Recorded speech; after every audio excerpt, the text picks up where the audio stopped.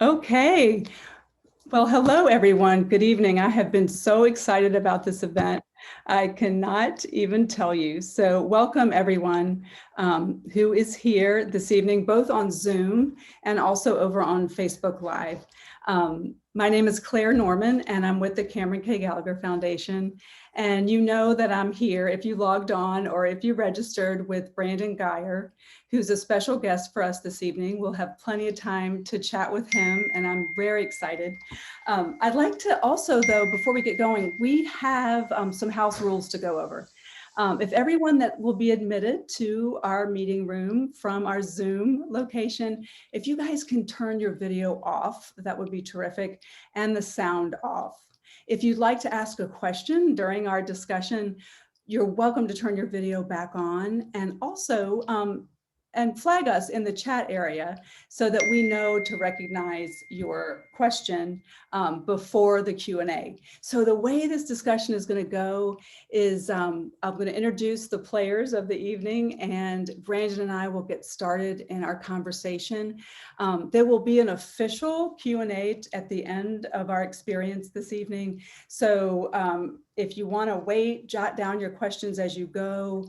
You are welcome to communicate in the chat with the folks that are with us on Zoom and also over at Facebook Live. Thank you all for joining us there.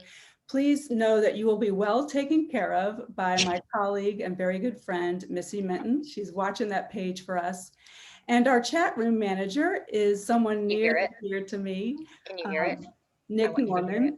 So anybody coming in, please remember to mute, please, as you come in. Thank you. So Nick Norman is a left-handed pitcher. He played for 4 years in college, graduated in 2020, and he's working and living in Columbus, Ohio. Brandon comes to us this evening from Maryland.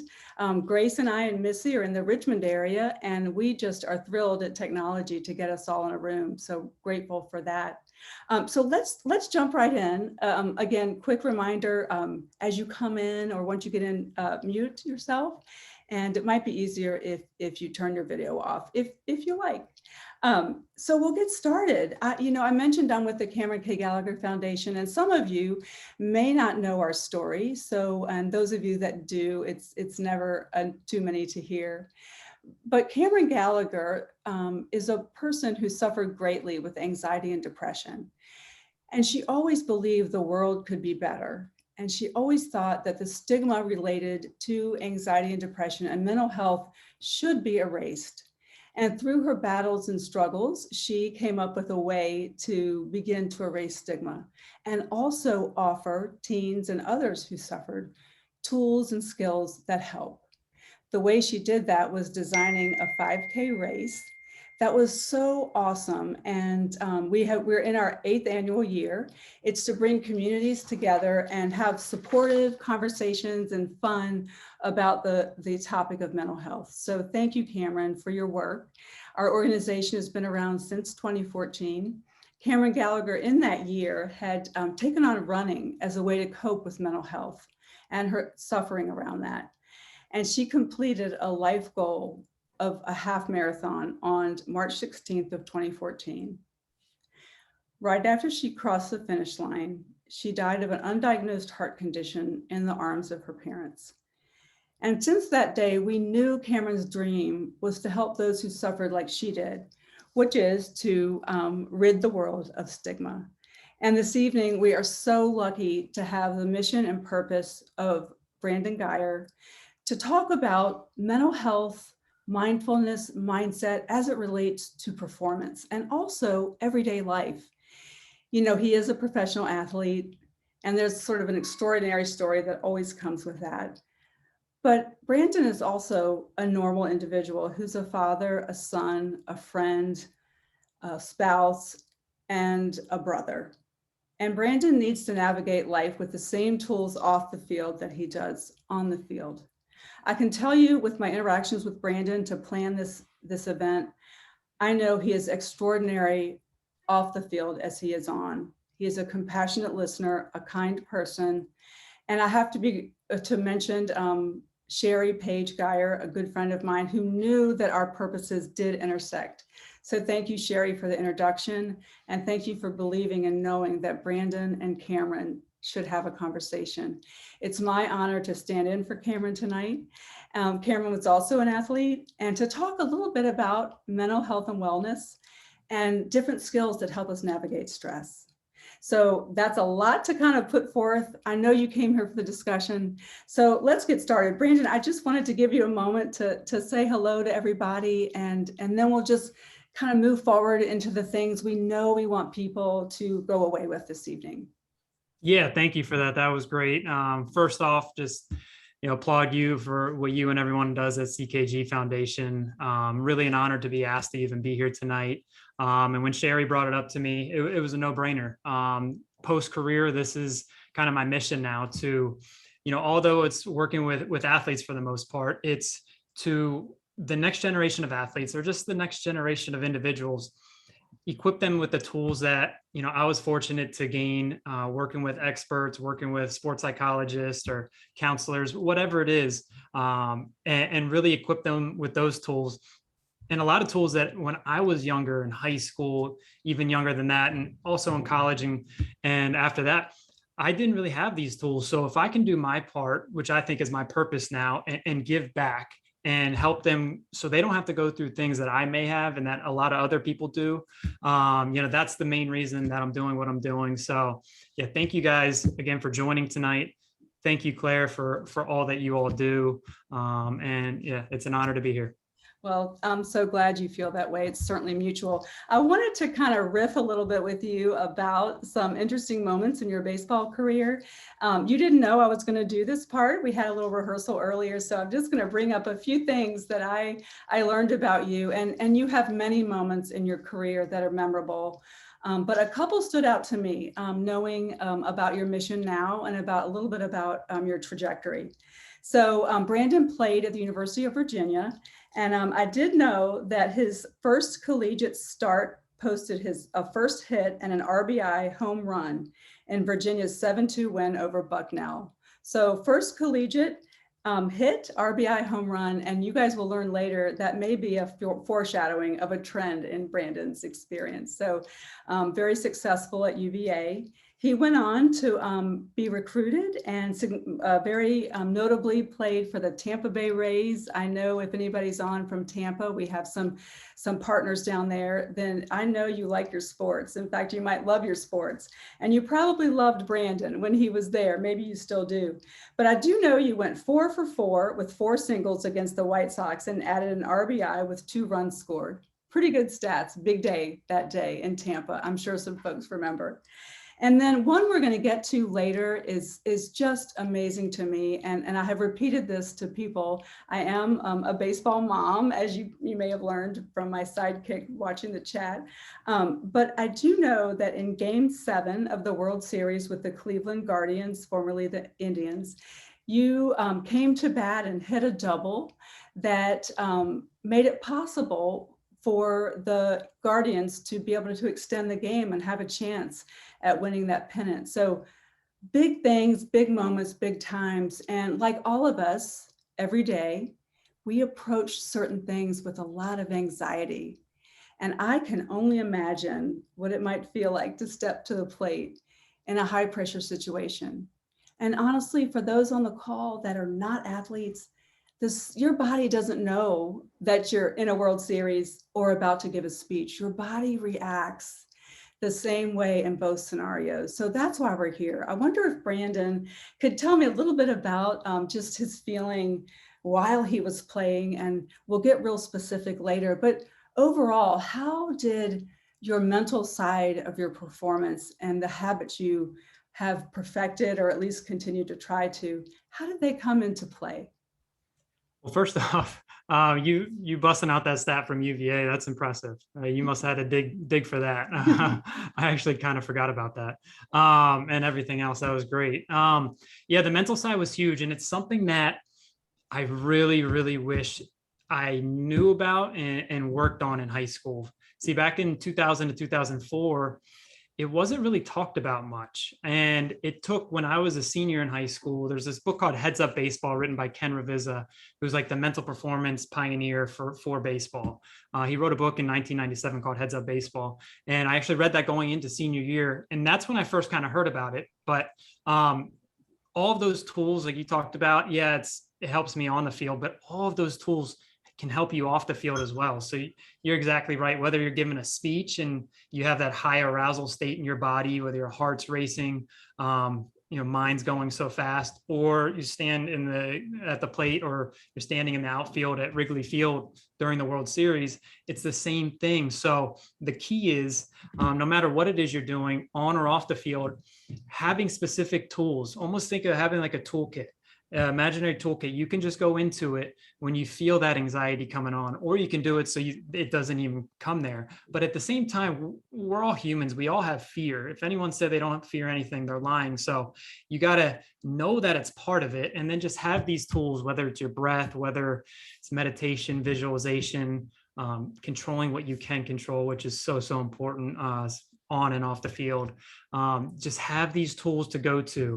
And in high school, I didn't. And that's why my first 3 years in high school, I was a pretty average player. I wasn't getting scholarships. And, it was a grind for me to get to where I eventually got. And I thank the ability to start working on my mind for being able to go off senior year, and then continuing to develop and compound and can incrementally get better and better when it came to both mentally and physically as my career evolved and as that talent gap shrunk. I can thank the mindset. Mindfulness wasn't really something I got into, honestly, because it wasn't talked about a lot. So I didn't get into it probably until the minor leagues. Maybe dabbled a little in college, but hands down, if I would have had this mindfulness practice, or worked on the mental health side of things, my career, my life would have been a lot less of a roller coaster. So without a doubt, this will help anyone, whether you're an athlete, just student, whatever it is, whatever you do, this stuff is so powerful. And that's why, like I said, it's my purpose to hopefully get it out there. And although it's talked about a lot now, I'm trying to do my part to get it out there even more. Well, and I'm glad you are, Brandon. You do have a voice and a lane with this. You have a business called Fully Equipped Athlete. And I've read a little bit about some folks that have been able to benefit from your presentations. And as you mentioned, you do have a lot of athletic experience, so naturally you would go toward that space. But you're also a person who understands the value of these for every part of your life. And you mentioned, the first step to ending stigma is having conversations. And I'm just grateful tonight. I'm hoping we're doing our part to end the stigma. But I need to take you out of your baseball uniform and go back to your teenage years.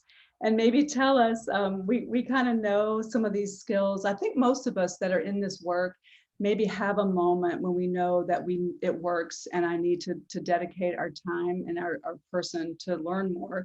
And it sounds like it was this book for you. But before the book, and when Brandon Geyer was in high school and he was doing all the things, writing papers and giving presentations and having the life he has off the field too, I wonder if you have kind of a comment about how it felt to be Brandon Geyer, the regular guy in high school. Yeah, that's great. And when you just said presentations, that rung a bell for me. That was something that was super uncomfortable for me when I was younger. And I just didn't have the tools that, over the years I eventually developed, but that was just presentations. I get called on in class to go up and give a speech. I almost feel like my face would immediately get red. I would have to go up there. I'm embarrassed. I would like to say I was too much of a perfectionist, and definitely had a fixed mindset where, overthought so much stuff, oh, what are they thinking of me? Oh, if I mess up here, I'm going to look like a failure. I didn't feel like, I was so into sports and focused on it and almost obsessed with being great at, on the field, that off the field, I didn't feel like I had much of an identity, or, I didn't really know who I was that much off the field. And that's where, anxiety, stress, that kind of stuff comes in. And, I really, for the most part, I focused on things way out of my control. Whereas nowadays, and as I got older, I do my best to put 100% of my focus and effort on and energy on what is in my control, because there's so much out of our control. And back in high school, especially those early years, I was just a perfectionist. I didn't like to fail, and when I did, I almost thought I was a failure and no good, and kind of gave up in the face of obstacles when it came to that kind of stuff. Like when it came to stepping out of my comfort zone, that's not something I did much. Whereas nowadays, it's okay, step out as much as possible, because the more we do that, we're just going to get more comfortable and more comfortable. So I know we'll talk about that later, but I think the key was I was so hard on myself. I put so much pressure on myself. And whether it's, big games or tests, getting called on in class, talking to girls, literally there's so much that gave me anxiety because I just overthought things. I put my thoughts into things that were way out of my control. And when I bring this up, I always like to go back to, and I'm sure a couple people on this call are familiar with this book called The Four Agreements by Don Miguel Ruiz. And number 2 and 3 of those 4 agreements. So the first one's be impeccable with your word. Second one, don't take anything personally. I think because I didn't have much of my identity, I didn't really know who I was at that point. And a good amount of people are like that. I was just all athletics, all this. When I would, in class get called on and my face would blush, get red, I would be embarrassed if I got something answered wrong, or giving a presentation wasn't definitely not something I looked to do. Something where, presentations, I'm not raising my hand to go first. Yeah. So nowadays, doing public speaking, I would have never thought back in the day I'd be doing this, but that just goes to show you have that growth mindset, where you can get better at anything. Because when I was in high school, there's no way I would think I'd be doing this right now. Yeah. But it's all about putting that effort in and knowing you can always get better. So I took things personally all the time just because I didn't really know who I was. So I let people get to me and all that stuff. And lastly, don't make assumptions. Agreement number 3. That's something that I was always making assumptions like, oh, what's this person thinking about me? Or, what are they thinking about me? And I was putting so much thought into that.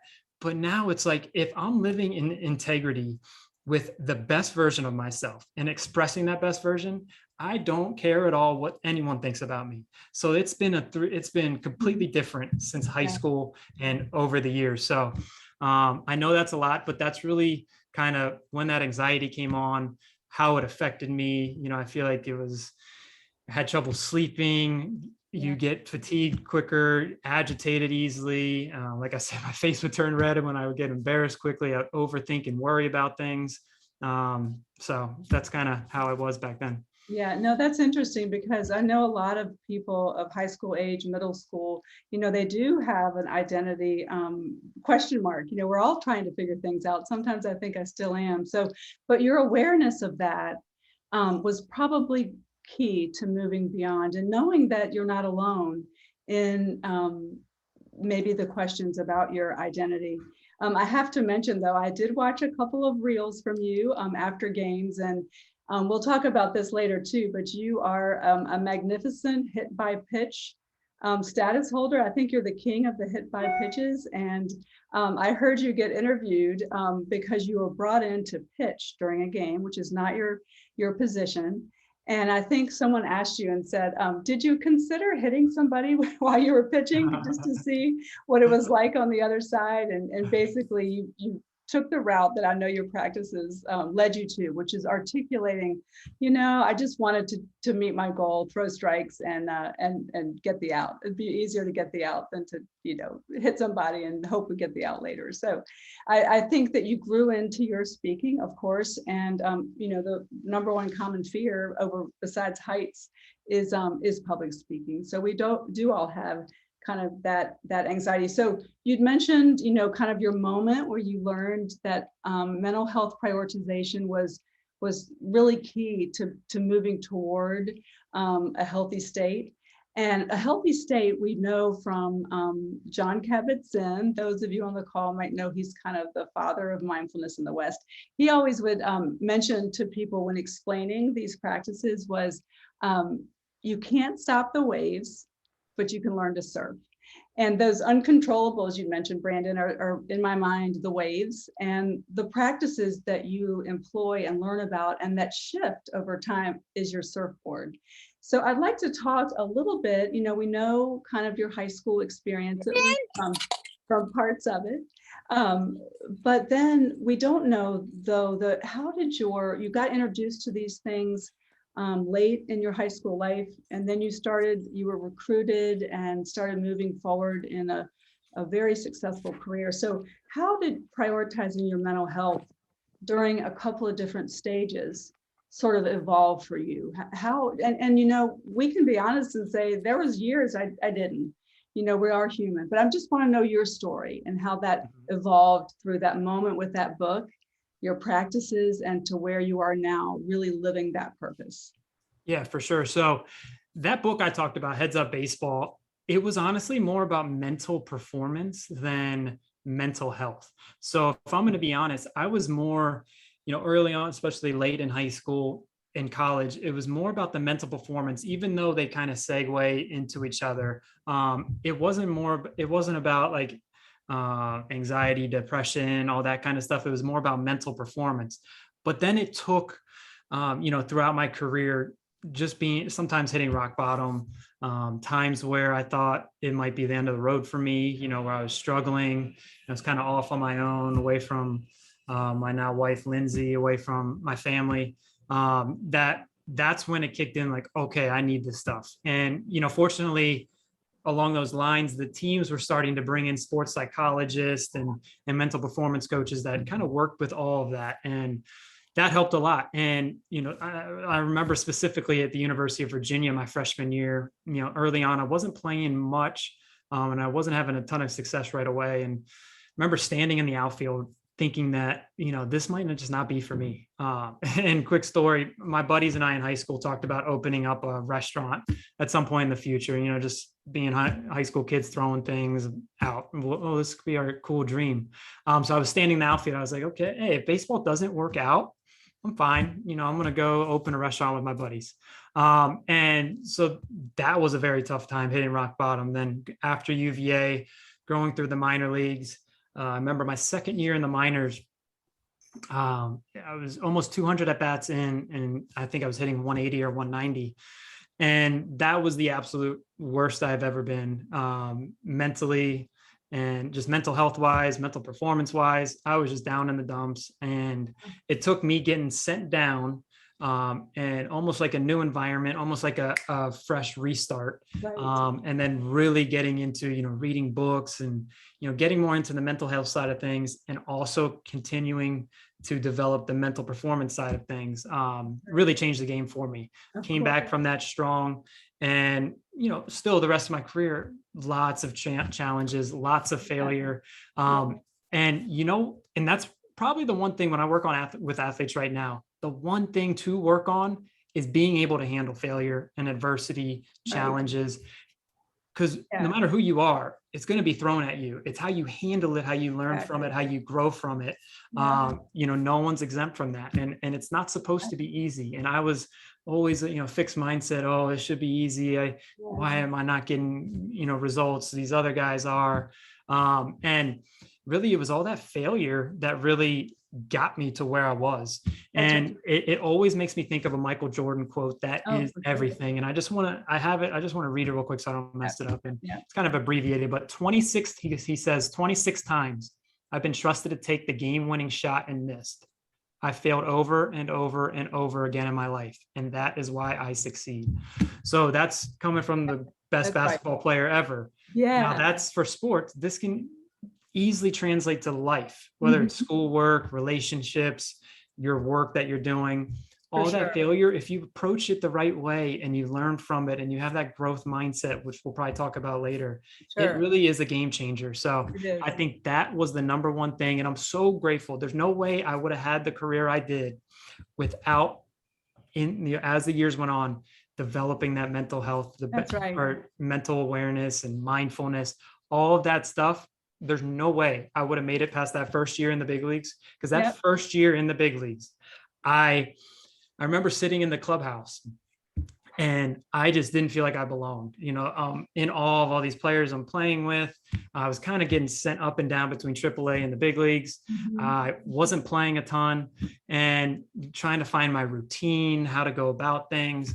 And honestly, I wasn't happy. In my mind for a little bit, I was like, I'd rather get that sent down to AAA where I'm Right. happier, where I can play, where I feel like my mental health was better. And also I wasn't used to playing in front of 50,000 Right. people. So you That's talk right. about anxiety. So that's where single-handedly all of this mindfulness stuff, whether it's control what you can control, awareness of breath, meditation, visualization. Without those tools, there's no way I would have made it past that first year in That's the big right. leagues. And there's no way I would have been set up for, after baseball, where all of Mhm. that stuff, Yeah. business side, it directly translates no matter what you're doing in life. So, Well, I'm going um, to ask you, Brandon, about your puppy in a minute and how it's helped you handle the puppy, because we know that we need it in every aspect of life. But before we get there, it is a sign of a perfectionist to be a little bit isolated because they're so caught up in their heads. There's a lot of anxiety in a perfectionist, whether it's baseball or, relationships or keeping everything perfect. But I know you had some coaches along the way and your journey. I wonder, I think we might have some coaches on the call.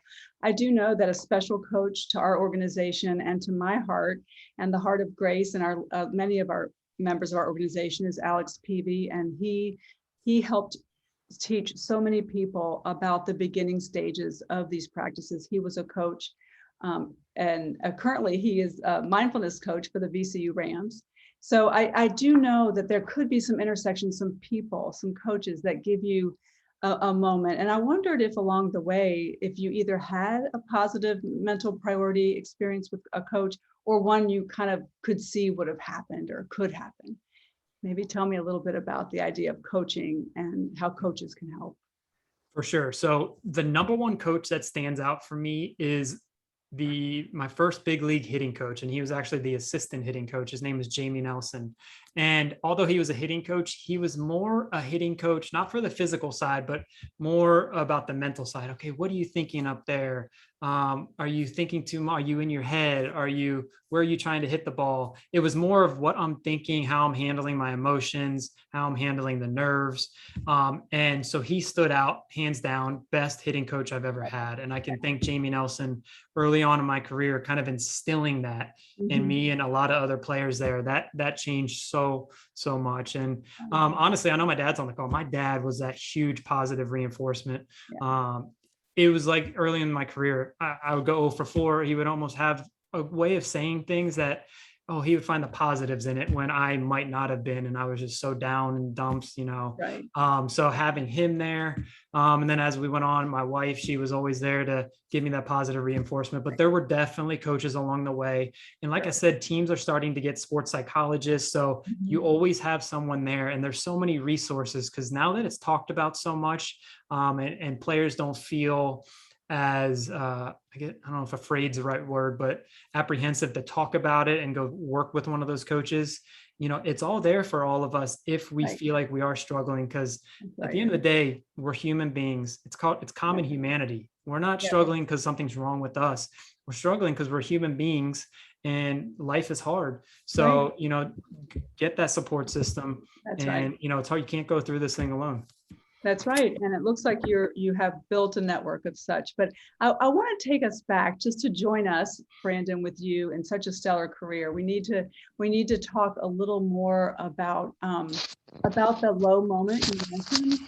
And I'd like to have you just give us a little bit more about that. And then, what did it feel like for you? What were the factors around you? And then what did you do specifically in those to move forward and begin to accept the benefits of the practices? You said the low moment in my A career. low moment or a low moment. Mhm. Just a quick house reminder, anybody that is not muted, if you don't mind just recalling that so we can, if you have a question, we'll get to you later. Just mute everybody, please. Thanks. I was hearing some stuff. So yeah, Brandon, I just want you to take us to one of those human experiences you had where things were low, and how did that feel to you as a perfectionist and as a player? And then, just let us in a little bit on how that was. Yeah, so it always brings me back to double A, when I was a couple hundred at bats hitting, not even hitting my weight, hitting like 190, and I got sent down. And in my mind, I was like, wow, if I can't hit a double A, there's no way. My ultimate dream was obviously the big leagues. There's no way I'm going to be able to get up there. So I was so, even though I had been working on these mental skills and stuff, it was just one of those times when I think back on it, I needed to go through it. But when I was going through it, it wasn't, it obviously wasn't that great. But it's one of those things I could always look back on throughout my career and be like, I was this low and I came back from it. I rose up and I finished strong. So that's why I really think it happened.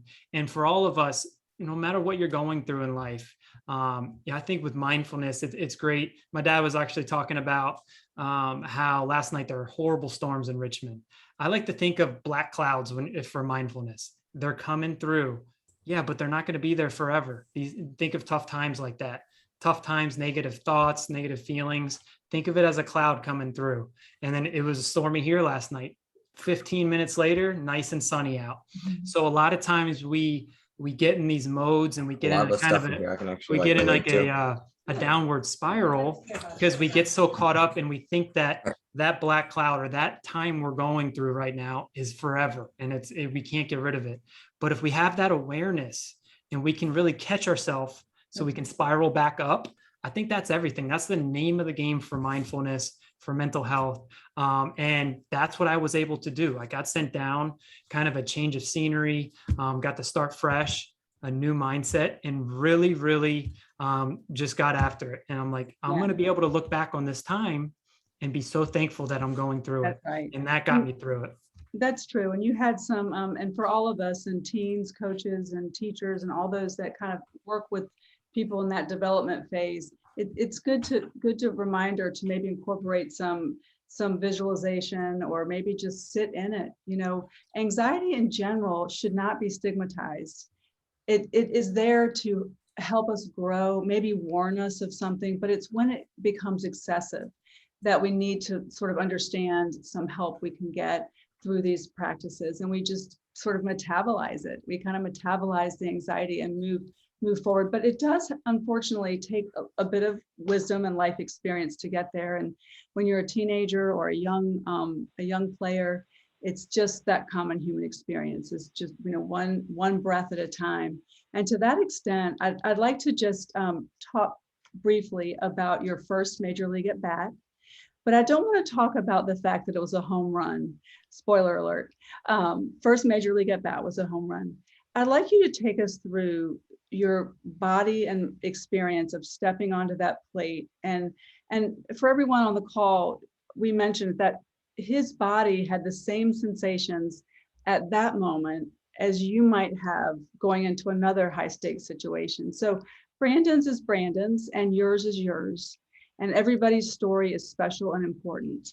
So I'd like to Brandon though, to take us through one of those, pretty high intensity moments and just walk us through and then, take us to where you went then. So first major league at bat, home run. Mm-hmm. So, okay. Really the tools that I feel like I used then to help with the nerves and the excitement and everything going on, the craziness of having a lot of family and friends there, getting caught up the day before after playing a horrible game in AAA, are the same tools I'm using when I'm, for my company now, working with athletes, doing speaking, whatever it is. And first is that helped a lot. And I think that's helped me so much is realizing I'm not alone. I said it earlier, common humanity. In the past, early in high school, I'm like, man, I don't like to do presentations or, whatever it was. Why is this happening to me? Why am I having these feelings? Where at the end of the day, all humans do, but some, or, hopefully a good amount have the tools to combat those. And so that's what I really worked on throughout my career, because I'd be lying if I said I didn't have anxiety throughout my career. And I think a lot of players would say the exact same thing. So what I did is I had that in my mind. Okay, what I'm feeling, that's normal. Don't think anything's wrong with me. It's because I'm a human being playing the hardest game on earth. Next, I would say, a lot of these times, these are just big challenges, whether it's talking in front of people, taking a huge test, whatever it is you're doing, the way you look at it is going to change how your body, your physiology, and your psychologically, how you respond to it. So in that moment, my body, obviously I had jitters, but in my eyes, I looked at it as that high arousal state. It's getting me, my body primed to perform. It's not that, oh man, I'm so nervous. There's no way I'm going to be able to hit. I turned all those nerves into positive and I used it for energy, and it almost helped me get locked in even more. Mhm. So I'd be like, I was of course nervous my very first big league at bat, but I literally at the end, before as I'm walking up, I said, I'm excited, bring it on. That is my go-to. And that is one tool that I use to this day, no matter what I'm doing. If I'm very nervous for something, I'm like, thank you, body. That's my body getting me ready to perform. I'm excited. Bring it on. It's a challenge. My life isn't being threatened.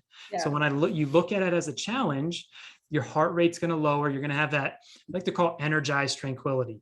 You're energized, but you're calm at the same time. So that's what really helped me get into that at bat as I had those nerves and use them for the better. And I did it for the next 2 at bats, even though I struck out. It just goes to show all you can do is put yourself in the best position to succeed. Whatever happens, happens. But that's the name of the game. That's so true. And thank you for that. I think you mentioned a couple of things. We tell people we work with, the teens and their influencers, that we know that your body is brilliant. Your body knows a lot and how to take care of you. And when we can slow down and tune in to our bodies, we can often sort of dilute or ease tension of anxiety. So the basis of all mindfulness practice is the breath. And I wonder, Brandon, I know it's a big part of your program, if you can talk about your breath work, and which there's many out there. There's lots of different ways we can do it. And, if we have time toward the end, maybe you can lead us in a short breath practice. But let's talk about your experience with and how you promote that sitting still and that allowing of the breathing. And just give us a little insight from your experience on your breath work. Yeah, this is something that fascinates me. You'll see I'm wearing people are probably like, why is he wearing a wristband? He's not playing a game. I'm wearing a wristband that says breathe on it. So I had this made back in 2016. A Clubhouse guy was like, hey, we're making wristbands. Do you want one? You can write anything on it. Before he finished, I said, please write breathe on it, because I knew how powerful that was. Like I said, throughout my career, I had moments of anxiety. You're playing in front of so many people. There's guys in the minor leagues coming to try to take your job. That makes anyone anxious. So I needed to have a tool, and the MVP, the number one tool, was the breath. And it's something where needed to work on it off the field so that it would translate on the field. So for breath work off the field, I like to change it up, but the key thing was and is to inhale through the nose. And the diaphragm, your stomach should be coming out. So your top hand shouldn't be moving. Your stomach should be coming out, your diaphragm, and then exhaling through the nose. The mouth, I forget who said this quote, but the mouth, you should breathe out of your mouth as much as you eat out of your nose. So it was from the book Breath by James Nestor. I have it right here, actually. It's so true. So you just get more, it's more efficient. You're getting more air, but that's a longer story for a different chat. Yeah. So really trying to be as efficient with the breath as possible. So you're getting more oxygen to your brain, to your muscles. So you once again can get that energized tranquility. I don't think it's a good thing that when you have all these nerves to really just try to calm yourself down. Right. You want to calm down, but you need that energy's there to help you perform. So you want that energy, but you want to be calm at the same time. So different breath work. A lot of times my go-to is box breathing. So just like inhale for 3 to 5, 8 seconds, hold for 3 to 5 to 8 seconds, exhale 3 to 5 seconds, same thing, and just kind of go over and over again for boxes. And that's really how I start every meditation. Just do that breathing. Then I get kind of in a zone. My mind really quiets. Then I get into like a virtue meditation, which we can talk about later. But the breath work is everything. And I always like to say when I'm working with athletes, I'm like, if there's a pill that you could take that has no negative side effects, that is free, that will increase your focus and concentration, help you slow the game in your mind down, help you step in between stimulus and response to widen that gap so you can make a more empowered response, help you decrease your tension, decrease stress and anxiety. Would you take that pill? And I would think 100% of people would take that. And that pill is a deep, meaningful breath. And it's the most powerful thing ever.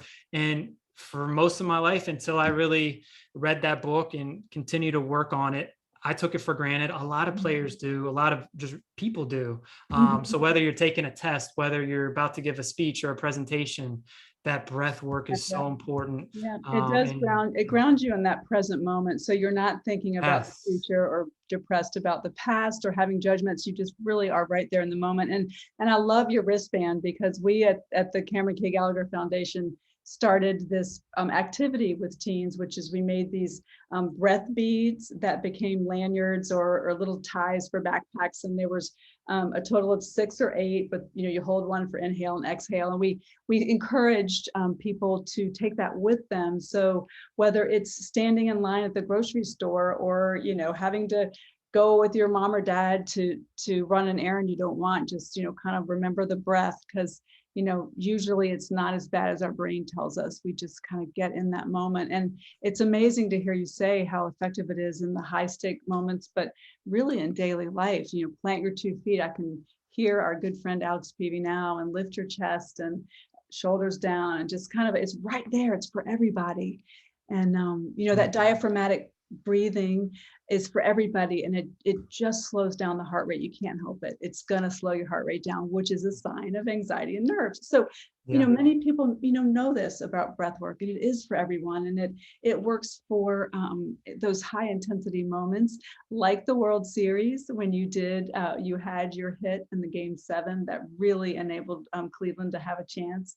And that was very significant. Those are plays that even people who don't follow those teams remember. And you had a few of those in your career.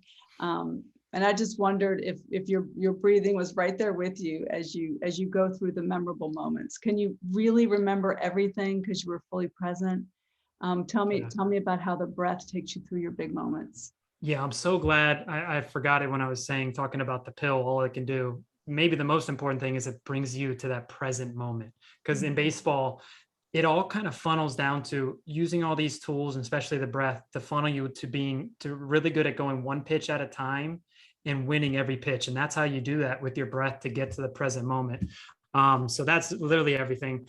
I love the quote: "Presence is the best gift you can give to yourself and everyone else." It's the truth. Presence is everything. Present moment focus. And so the at bat against Chapman in the World Series, I would step out every pitch, look at the breathe wristband, do my deep, meaningful breath, and a couple other things before I got in the box every single pitch. And if you watch the video, it kind of takes me a long time to get back in the box because I'm doing that deep breath. And I remember, I forget who was catching, David Ross or someone, they're trying to tell me to hurry up, and umpires sometimes tell me to hurry up and get back in the box. But I'm like, hey man, I got to take my breath. And then another moment, I came in late in a game, and I think it was Game 4 of the World Series at Wrigley Field. I hadn't played that game yet. I came in, man, my heart rate was high, huge situation. And I remember my heart just racing, touching this every pitch. I would touch it, kind of rub it, and then just get ready for the pitch. And that more than anything. So instead of thinking of all the crowd, all the millions watching on TV, do this, take my breath, instantly brought back to that present moment. And I had all of my focus and energy on right now, right here. And that's everything. So thank you for bringing that up. And yes, I for sure remember all of that because the breath brought me back to that moment. That's true. And, anxiety is associated with projecting into the future, and depression is associated with past things that have happened that didn't go well. So if we can stay present, we're going to actually bypass those two experiences. And, we're human, and the breath helps us become superhuman and maybe stay a little bit more present. And we love teaching that. We love hearing about it in big spaces. So we really appreciate that you do this so directly. Just to let everyone know, we have probably about, 5 or 10 more minutes of a discussion. And then Brandon will open up if anyone does have questions. But I would like us to attend to 2 things, because one of them is a real life moment for a parent that you shared with me that I thought was just really something we could all relate to. And then we'll go to another question. But you shared with me how your family's got a new puppy, and you have 3 young children, and kind of what you did to navigate that stress in your family's dynamic with this new puppy in your life. So I thought that was something we should probably let everybody know about. Yeah, no, I remember a couple minutes ago, I brought up how the breath will really, and all mindfulness practice, that mental training is going to help with something very important. And Viktor Frankl talked about it, the neurologist, I think, in Survivor of the Holocaust, said in that gap between stimulus and response lies your freedom. And that's where you grow, the more empowered responses you make consistently. So for me, when we first got the dog, I just noticed myself. I had that awareness, like the kids were going crazy. They're in his face and making it very tough for him. And he was nipping at them and stuff. And, I know they're kids and everything. And I was just being quick to respond and yell at them and get upset. So the next day, early in the morning when I meditated on it. I put myself in that situation. So I almost visualized it. And I was telling myself, okay, the next time this happens, I know I'm not going to be perfect, but if I can do this more consistently, I'll be a lot better father. The situation will be handled better. And before I get to that, I always love the equation E plus R equals O. Urban Meyer came up with this: event plus reaction equals outcome. Your reaction is everything. So the better reaction you have, the better the outcome is. And the reaction's all in your control. The events in our lives are not in our control. If you can just focus everything you have on that R part of the equation, the O will be better. What I wasn't doing, I was focusing on that E, not on how I reacted. So I would react quick. So the next day I meditated on it. Okay, next time this happens, I'm going to take a deep breath. I'm going to say the word Arte in my head. And I actually have it tattooed on my arm right here. To me, it really means connecting with and embodying the best version of me. And I've taken time to journal and, okay, what is the best version of me, especially post baseball, gotten really honed in on my identity, what I am at my best. So I take that deep breath, think Arte, make a more empowered response. And so since then, obviously there have been times at the end of the night, my willpower is kind of run down. I might not be perfect, but more so than not, I'm stepping in that gap between stimulus and response and making a more empowered response. And that's the name of the game in all facets of life. Yeah, well, that's an awesome way for me to kind of go toward my last question. I want to give you a little time to wrap up in a way that you feel good about closing our conversation. But there's a lot to unpack. You mentioned journaling and meditating and visualization and all kinds of tools that you can pull out from a box. But I know you don't keep your box on the shelf. I know that you have practices daily, likely, that you just are part of your routine and really help you maintain this sense of stasis or most present possibility. So if you could just take us through what your daily practices are like, that would be really good for us to hear. Yeah, that's so true. Because no matter who you are, you could have the strongest mindset in the world. No one is ever exonerated. If you don't continue to work at it, then there's no way you're going to keep those skills. They're going to go rusty and you're going to kind of lose them. So that daily work, like shirt, dominate the day. Literally, I wake up and I'm like, how can I dominate the day today? That's my thought. So that comes in with the work. So I wake up in the morning. And I thank my wife for letting me do this.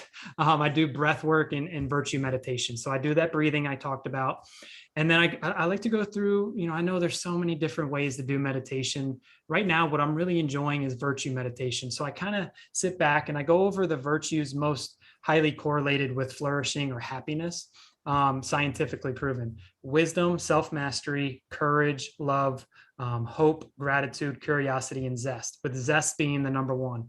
And so I go through all of those and I say, like, God, please grant me the wisdom to know the game I'm playing and to play it well today. God, please grant me the self-mastery to play that game well today.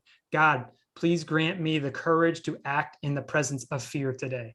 God, please grant me the love to be present and connected and to be a good soul to everyone today. So, and on and on. So I go through that and ways how I'm going to try to embody those virtues for the day. And then I go and do a gratitude journal, 3 things I'm grateful for. Then I write 4 or 5 things that I want to get done. So this is my way to plan and prepare for the day. And it starts with win. What's important now? What are the top 3 things I need to get done today? So I'll put them in order. What's going to be finished first, second, third, fourth, fifth. I'll go through that. Then I'll write affirmations. And right now, the main affirmation I'm saying is I am a Spartan champion. I'm doing a Spartan race in a month. That's the word I keep going through my mind. I am a Spartan champion. I am a Spartan champion. So I write affirmations. I'm trying to think what else. I wish you could see my wall here. They're called signs of success, basically just quotes that I love and that I look at for the mindset that I like to emulate throughout the day. So it's not supposed to be easy. Attitude is a decision. Yeah. Love So Brandon, if I could pop in really quick, you've just said something that's dear to us at the CKG Foundation.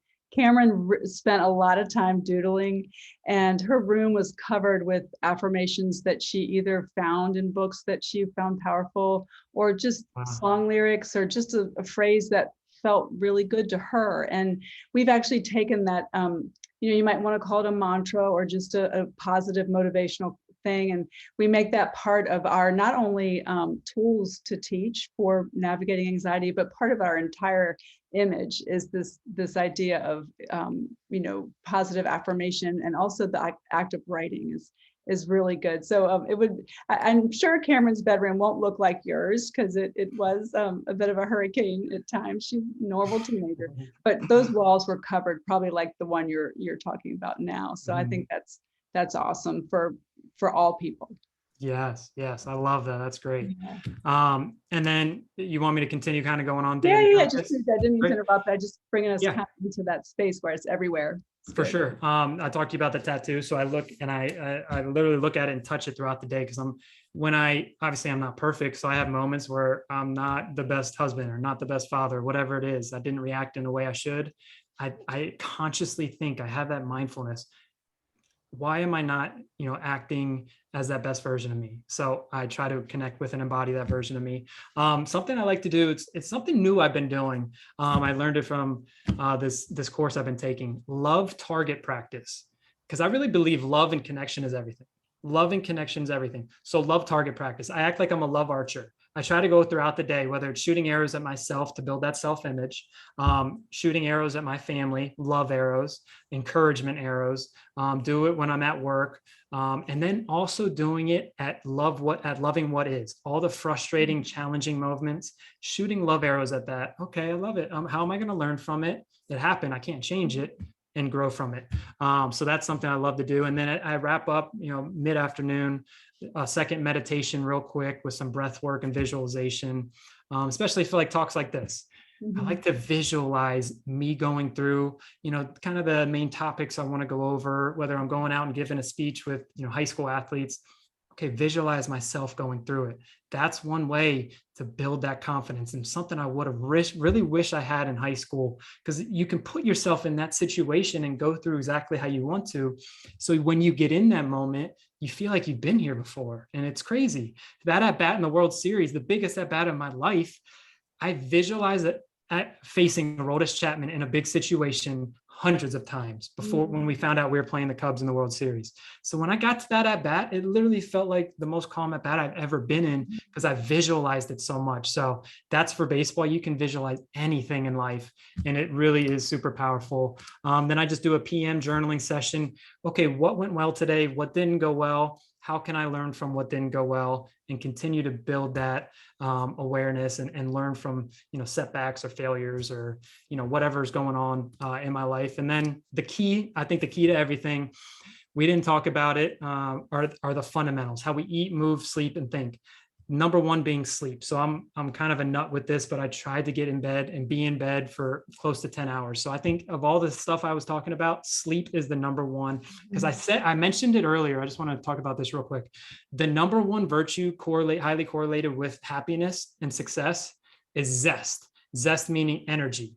So I try to go out through my day. How can I be as energized and recovered as possible? And that's how you eat, move, sleep, and think. That's your foundation. A bigger foundation, you're going to be able to do greater things.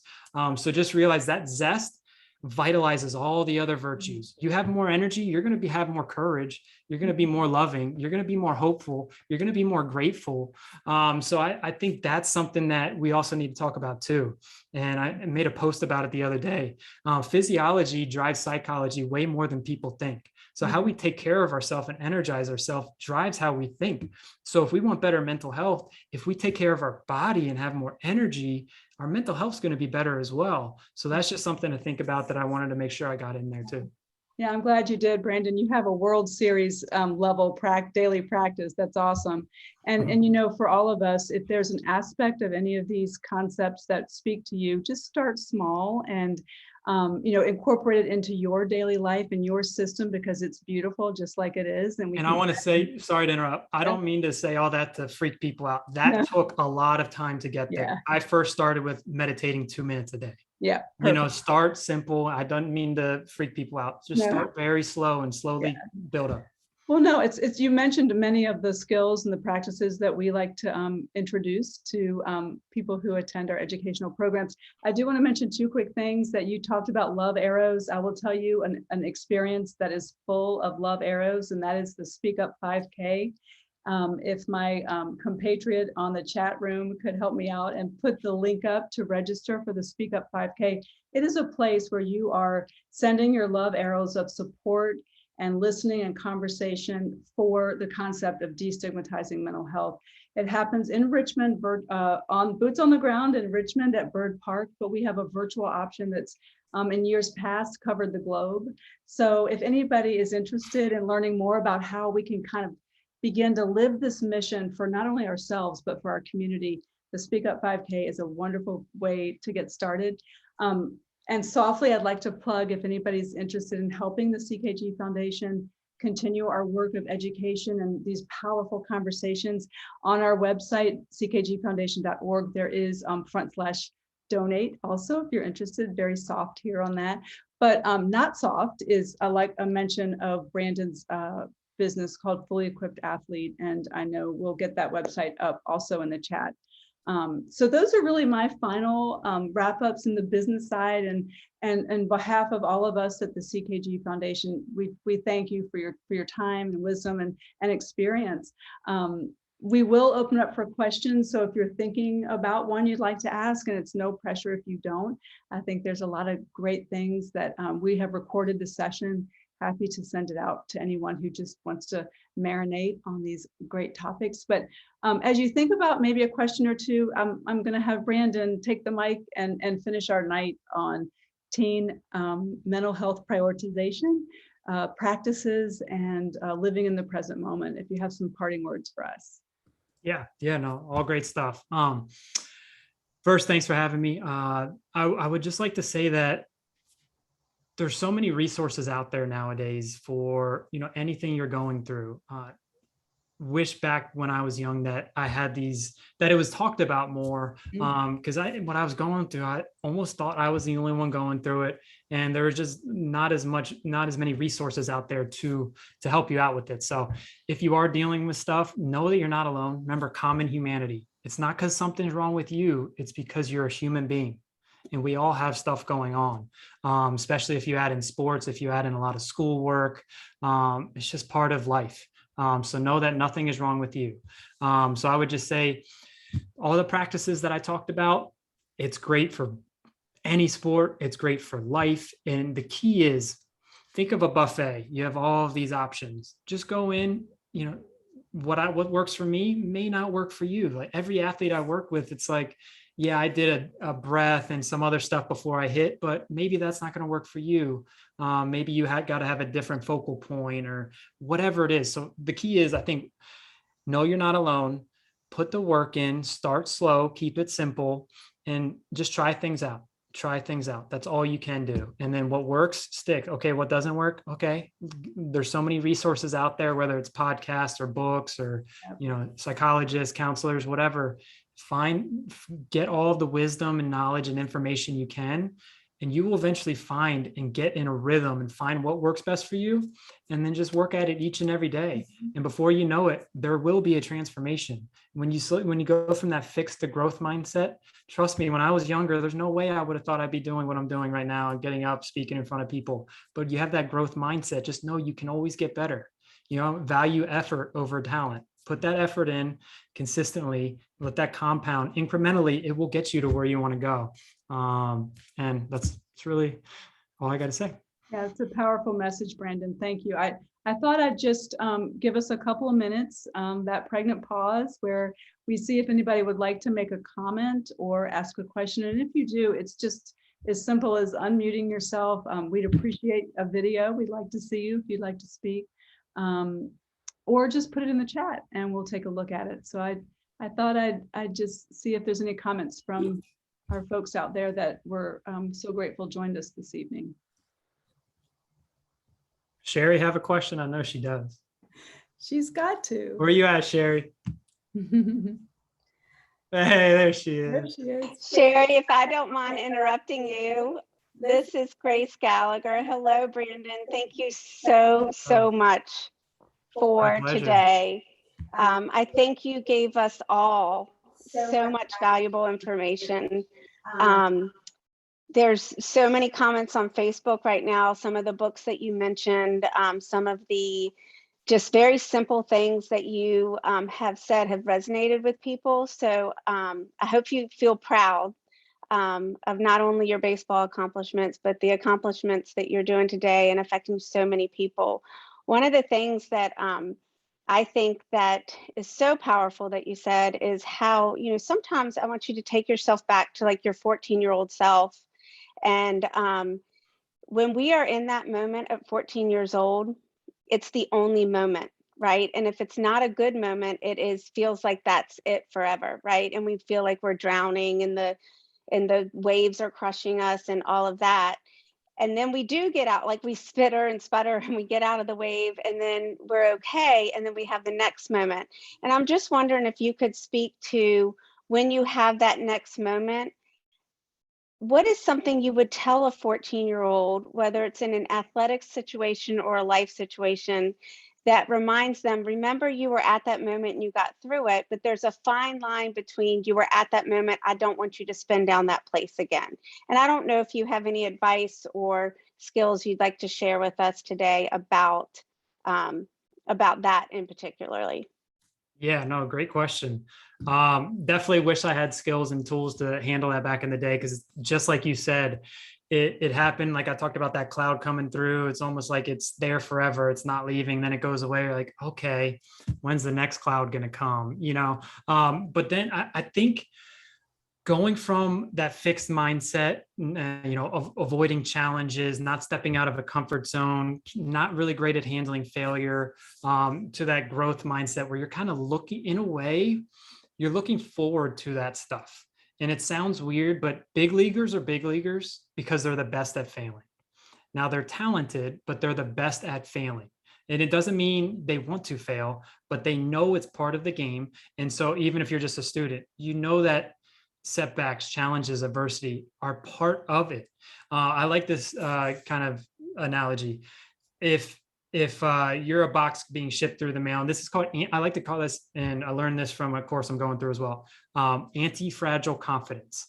And when you think of a candle, and if you're a candle, when a gust of wind comes, and the gust of wind meaning challenges, that black cloud coming in, you're going through a lot of adversity, failure, you can't get out of your own head. When that comes, if you're a candle, it's going to extinguish you. And we don't want to be a candle. But if we can turn ourselves into a fire, and literally when that gust of wind comes, what does wind or anything you do to a fire? It makes it stronger.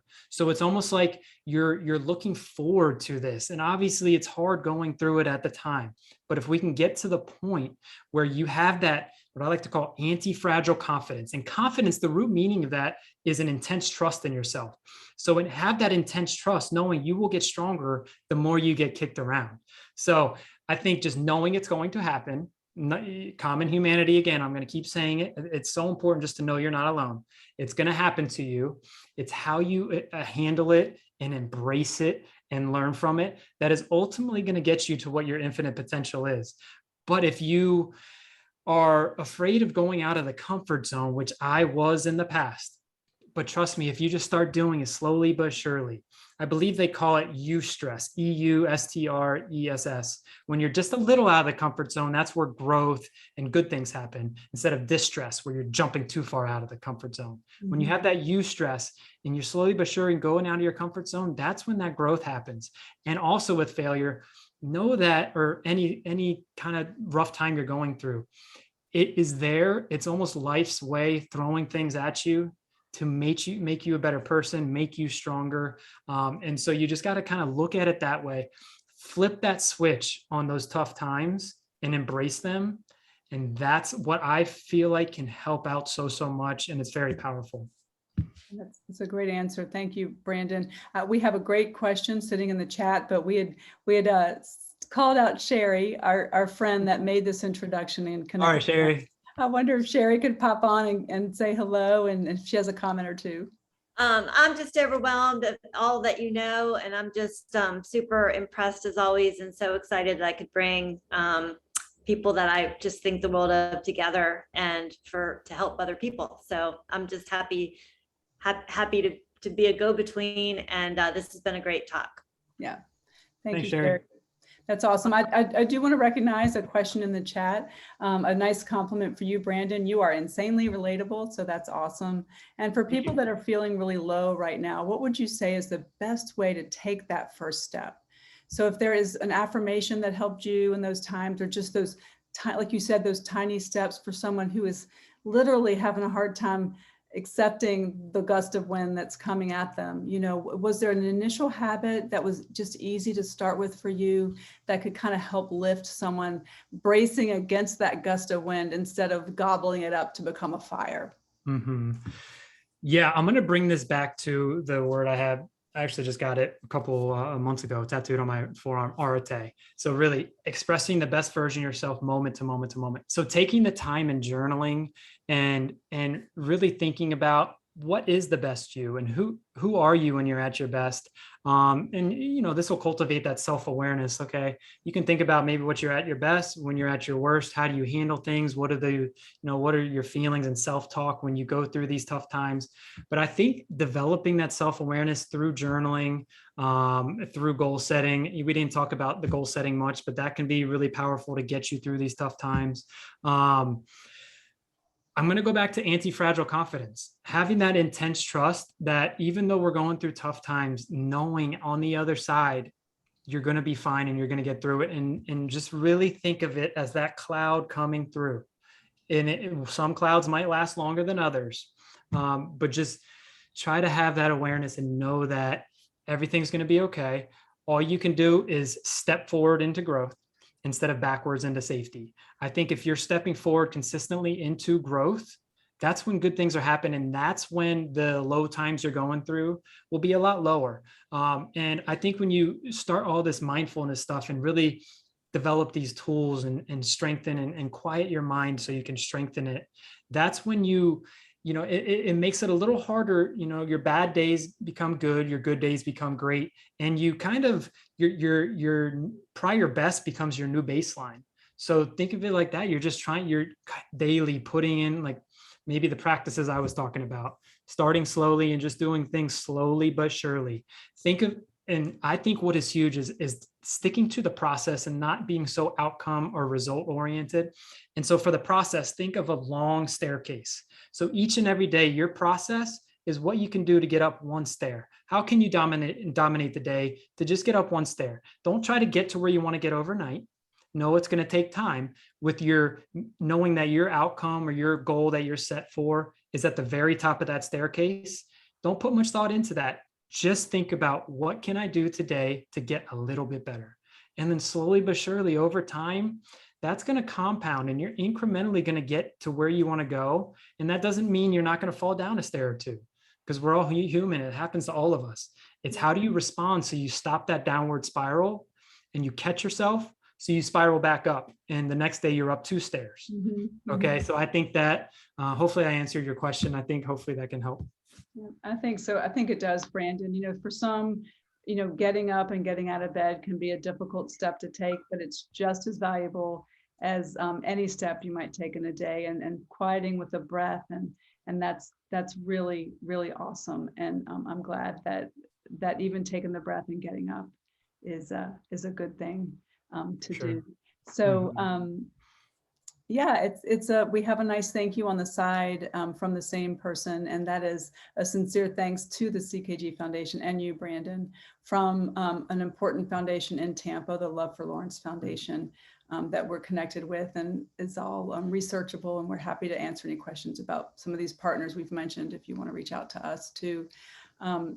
But just, kind of moving toward respecting a Thursday evening we're hanging on to summer here. But I'm enjoying this greatly and can stay on as long as anybody might want to ask questions. But remembering we will record this, and we'll be happy to send it out for anyone that requests it. We'll probably post it on the CKG page in some way, just letting us know. I'll send out my email, clairenorman@ckgfoundation.org. No E on Claire. And we'll get it out. We'll make sure that you see more. But just don't want to rush anybody away. Just want to give folks the chance to know that we are beginning to close down. I want to invite you back, Brandon, because I've seen your work. We've only scratched the surface. You have some very granular and exciting things to be able to show us in more detail, and you've been just amazing. We will keep our video of tonight on our YouTube channel after we've kind of configured and loaded up. So as much as we have the links available to send out individually, it is available on CKG Foundation YouTube channel at any time. So I'd like to just mention that too. So if no one has a parting moment or a parting comment or question, I think we'll get ready to shut down. Grace, I'm putting you on the spot. Did you have anything to say as the executive director and Cameron's mom to close us out? That's a great big thank you to you, Brandon. I think that you have done a lot for a lot of lives tonight. I know you reinvigorated a lot inside of me of practices I, try my best to do every day, but you gave me after a long day of work, you gave me a refreshed energy of why this is so important. And I'm so appreciative that you let everybody know they're not alone. And that is one of the biggest things that we can do out there. Is there's so many things that we all have our struggles and our challenges, and there are times that they feel like complete nightmares, and there are times that we wake up and we say, okay, we can do this, and then there are days we're not so sure. But to know that you're not alone sometimes gives you that ability to take that breath. And to come from you to tell people they're not alone, to come from you and to share your experiences and what you've done with your life and what you continue to do with your life is very inspiring. It's very admirable. And I hope a lot of people that are on this, whether it's Facebook Live or the Zoom, I really hope that you take this, especially if you're a coach, back to your athletes. If you're a coach sometimes when you're not even coaching the sport, right? You're a parent, you're a friend, you're an uncle. And take that as a coachable and a learning moment where we can share this and keep that ripple effect of what Brandon has given us and the gift of him today. Let that spread far beyond what is going on tonight. So from the bottom of my heart, thank you very much, Brandon. Thanks a lot for those kind words, Grace. Thank you so much for all you guys do at the foundation. Honestly, I come into these talks, and part of my pre-speech routine is take that deep breath, think of Arte, and I say one person, because one person meaning if I can come in and just positively impact just one person, I feel like I did my job. So for you saying that, it means a lot. And I hope someone can take at least something away that can change the trajectory of their life like that. I feel like that book, Heads Up Baseball, really started the mental game for me. That kind of changed the trajectory of my life. So if I potentially or someone else here says something that did that, then thank you. And I just want to end with one thing. It's a quote that I love, and it's from a book called The Mindful Athlete. And I just want to end with this real quick, if that's fine. Of course. Okay, it's George Mumford. He's a peak performance coach. He worked with Michael Jordan, Kobe Bryant, Phil Jackson, all them. I always love reading this. It says, when Michelangelo was asked how he created his masterpieces, he replied that all he did was chip away to get to the masterpiece that was already inside. I believe we're all chipping away to get to that masterpiece. That's everything right there. And that is having that growth mindset, knowing that you have everything in you. It's already there. It's putting these practices to work every day, slowly but surely. Doesn't have to happen overnight. But if you can do it slowly but surely, know that you already have everything inside of you. You just got to chip away at it. And I'm trying to do it every day to constantly get better. You know, a lot of people are, and, you know, maybe if you're not, think about that. You have everything you need inside of you right now. It's just chipping away at that, putting that work in every day, and you will get that transformation and that masterpiece will come out. Oh, Brandon, such a great way to end. And I almost just don't want to, but we need to right now. I'd sure like to chat with you another time about, you know, and having you partner with us some more, because I just feel so connected at your mission and purpose and your business and the work that we do. So much gratitude to everyone that has been with us this evening. I'm going to go ahead and do the hard thing, which is to end this great talk. But we'll be in very good touch soon, Brandon, and with the rest of you, we thank you, and we'll see you very soon, hopefully at the 5K, if not at a program or just somewhere in the world we can connect. Connection and love, the two most important things, right, Brandon? Love it. That's everything. All right, so great, you guys. Okay, we'll see you soon, and I'll have to end this beautiful thing, but we'll see you soon. Good night, everyone. Good night.